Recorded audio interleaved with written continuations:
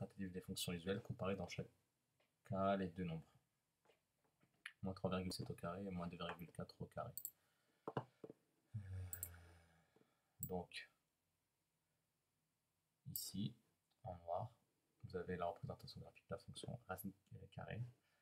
En rouge, vous avez la représentation graphique de la fonction carré. En bleu, vous avez la représentation graphique de la fonction cube. Et en vert, dans la même partie, et dans la deuxième partie, c'est la représentation graphique de la fonction inverse. Vous devez connaître maintenant. Donc pour la première question, on doit comparer moins 3,7 au carré et moins 2,4 au carré. Donc c'est la fonction carré. Donc moins 3,7 et moins 2,4. Donc moins 3,7, donc là je vais le faire un peu à l'arrache. Donc moins 3,7, son image, elle est... Non, on la voit même pas.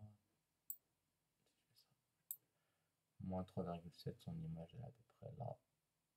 Voilà. Donc on obtiendra un résultat vers ici. Et moins 2,4, son image elle est là. Donc vous voyez bien que moins 3,7 et moins 2,4, c'est des nombres qui sont négatifs. Et sur la partie, sur l'intervalle moins l'infini 0, la fonction carrée elle est décroissante. Donc c'est décroissant, c'est-à-dire que les nombres là et leurs images, ils sont rangés dans un ordre contraire. Donc c'est très simple. Donc on a vu graphiquement, donc moins 3,7 c'est bien plus petit que moins 2,4. Moins 3,7 c'est plus petit que moins 2,4. Mais leurs images, par la fonction carré, moins 3,7 au carré sera plus grand que moins 2,4 au carré. Après pour la fonction cube elle est croissante, il faut le savoir. Donc c'est-à-dire que les antécédents des images sont rangés dans le même ordre. 2,1 c'est plus petit que 4,2. Donc ça veut dire que 2,1 au cube, ça sera plus petit que 4,2 au cube. Donc 2,1 et 4,2. Donc 2,1 c'est ici. Donc là il faut regarder la fonction cube. La fonction cube, c'est celle qu'on a en bleu. 2,1. Son image elle est à peu près là. Et 4, quelque chose, donc son image on la voit pas, donc la courbe elle continue à monter. Donc le 4, je sais pas combien sera plus grand. Mais il faut retenir ce que je viens de vous dire, c'est très simple. C'est qu'il faut savoir que la fonction cube elle est croissante. La fonction cube elle est croissante. Donc si elle est croissante, on avait déjà vu que les antécédents et les images sont rangés dans le même ordre. Donc 2,1 c'est plus petit que 4,2. Donc 2,1 au cube, ça sera plus petit que 4,2 au cube. Voilà, donc ça donne ça. Ensuite, 1 tiers et 1 septième. Donc là, c'est la fonction inverse. La fonction inverse, il faut savoir que la fonction inverse, elle est décroissante. Elle est décroissante là, sur l'intervalle moins l'infini 0. Elle est aussi décroissante sur l'intervalle 0 plus l'infini. Je vous rappelle que la fonction inverse, elle n'est pas définie pour x égale 0. Parce que divisé par 0, c'est impossible. Donc elle est décroissante. Si elle est décroissante, les antécédents et les images sont rangés dans un ordre contraire. Donc on peut c'est du graphique, mais on n'a même pas besoin en fait. Donc là, en fait, c'est l'inverse de 3 et l'inverse de 7. 3, c'est plus petit que 7. Donc, comme la fonction inverse, elle est décroissante, c'est-à-dire que ça sera rangé dans l'ordre contraire. Donc 3, c'est plus petit que 7. Donc 1 tiers, ça sera plus grand que 1 septième. Voilà. On peut regarder sur le graphique. On peut se début graphique en faisant des petits pointillés. Ensuite, la fonction racine carrée. La fonction racine carrée, maintenant vous devez connaître, c'est une fonction usuelle, une fonction de référence. Donc la fonction racine carrée est définie de 0 à plus l'infini, et elle est croissante. Donc si elle est croissante, les antécédents et les images sont rangés dans le même ordre. Donc 2,6 c'est plus petit que 5,5. Donc racine carrée de 2,6 ça sera plus petit que racine carrée de 5,5. Voilà, ça donne ça. Voilà pour le premier exercice. Deuxième exercice. Soit c'est la courbe d'équation y égale à 3x carré moins 6x. On munit le plan d'un repère. Indiquer si les affirmations proposées sont vraies ou fausses, puis justifier. Donc le point A de coordonnées moins 1, 3 appartient à C. Donc ça on l'a déjà fait plusieurs fois. Donc il suffit de remplacer x par moins 1 dans l'équation de la courbe. Et regardez si on trouve 3. Si on trouve 3, le point A il appartient à la courbe C. Si on ne trouve pas 3, le point il n'appartient pas. Donc on a pour x égale à moins 1, y égale à 3 fois moins 1 au carré, moins 6 fois moins 1. Moins 1 au carré ça fait 3, 3 fois 1 ça fait 3, moins 6 fois moins 1 ça fait plus 6, et 3 plus 6 fait 9. Or 9, c'est pas égal à 3. Donc le point A n'appartient pas à C. Donc c'est réponse fausse. Le point A, le coordonnée appartient à C, et sa réponse elle est fausse. La proposition, l'affirmation est fausse. Le point C, le point de C d'abscisse 5 a pour ordonnée 45. Là c'est la même chose, on calcule l'image de 5. Donc on remplace x par 5 dans l'équation de la courbe. Donc y égale à 3 fois 5 au carré, moins 6 fois 5. 5 au carré, 25. 3 fois 25, 75. Moins 6 fois 5, 30. Moins 30. 75 moins 30, 45. Donc la proposition est vraie. Combien de points C, combien de points de C ont une ordonnée nulle? Donc l'ordonnée doit être nulle, c'est-à-dire qu'y doit être égal à 0. Donc il faut résoudre 3x carré moins 6x égale à 0. C'est une équation du second degré. En seconde, j'ai expliqué plusieurs fois qu'il va falloir factoriser. Donc là, c'est pas une identité remarquable. Donc on peut factoriser avec un facteur en commun. Donc on peut avoir un facteur en commun x. Il ne faut pas prendre que 3 en facteur en commun parce qu'il va rester le x carré. Donc le facteur en commun qu'on pourrait prendre, c'est 3x. D'accord, c'est 3x facteur de x moins 2. Pourquoi? Parce que 3x fois x, ça fait 3x au carré. 3x fois moins 2, ça fait moins 6x. Voilà, donc là on a une équation produit nul. Donc un produit nul, c'est l'un de ces facteurs est nul. Donc c'est soit 3x égale à 0, soit x moins 2 égale à 0. Dans quel cas 3x égale à 0? Donc quand x vaut 0, parce que x égale à 0 divisé par 3. Donc 3 fois combien égale à 0? C'est forcément 0. Et là x moins 2 égale à 0, donc c'est x égale à 2. Voilà, donc il y aura bien 2 points. Donc là on a l'abscisse des 2 points, c'est 0 et 2. Et forcément, les ordonnées de ces points-là, ce sera 0. Parce que justement, on a résolu. La question c'était combien de points de C ont une ordonnée nulle. Donc c'est pour y égale à 0, x égale à 0, x égale à 2. Donc les coordonnées des 2 points, c'est 0, 0. Et 2, 0. Ce 0-là, c'est celui-là. Et ce 0-là, c'est celui-là. QCM. Après avoir tracé les courbes, donc on les a déjà tracées, x carré est inférieur à 4. Donc, dans quel cas x carré est inférieur à 4? Donc x carré est inférieur à 4, je vais vous montrer. Donc il faut regarder 4 en image, il faut tracer la droite ici. Donc à quel moment c'est plus petit? Donc c'est cette partie-là de la courbe qui est plus petite, où les images sont plus petites que 4. Donc, pour quelle valeur de x? Pour les valeurs de moins 2 à 2. Mais quand on regarde l'équation, une équation plutôt, on a strictement inférieur. Donc il ne faut pas prendre le moins 2 et le 2. Donc c'est cette réponse-là. Résoudre une équation 1 sur x inférieur ou égal à 2.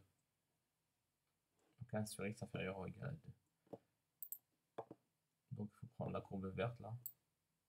Et à quel moment c'est inférieur ou égal à 2. Donc on trace la droite d'équation y égale à 2. Donc là je vous la montre comme ça avec le curseur de la souris. Il faut regarder à quel moment c'est en dessous de cette droite là que je suis en train de tracer la droite imaginaire. Donc on voit bien que là c'est bien en dessous, tout ça c'est en dessous, donc il faut le comptabiliser. Donc de moins l'infini à 0, 0 ouvert. Et la deuxième partie, il y a une deuxième partie. Donc union à partir de là. Ici, 0,5. 0,5 à plus l'infini. Et 0,5, on va le prendre. Pourquoi? Parce que c'est égal. Donc de moins l'infini 0. Et là, on ne prend pas. Là, il y a un petit piège. C'est 0 compris là. Et là, c'est 0 exclu. Et la fonction inverse, elle n'est pas définie sur 0. Donc ça, c'est pas bon. Donc la bonne réponse, c'est celle-ci. Ensuite, le dernier, le 6 que j'ai demandé. Donc il faut résoudre algébriquement. Donc je vais aller très vite. X carré égale à 6. C'est x égale à racine carrée de 6. C'est x égale à moins racine carrée de 6. x carré est strictement inférieur à 11. Donc il faut d'abord résoudre x carré égale à 11. Donc c'est racine carrée de 11 et moins racine carrée de 11. Donc les solutions c'est moins racine carrée de 11, racine carrée de 11, l'intervalle moins racine carrée de 11, racine carrée de 11, crochet ouvert, parce que c'est strictement inférieur. X cube égale à moins 2. Donc x égale à racine cubique de moins 2. Ça fait environ moins 26. Attention, ici racine cubique, on peut avoir un nombre négatif, mais pour racine carrée c'est impossible.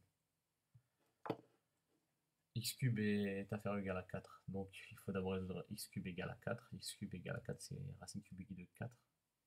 Et comme la fonction x cube,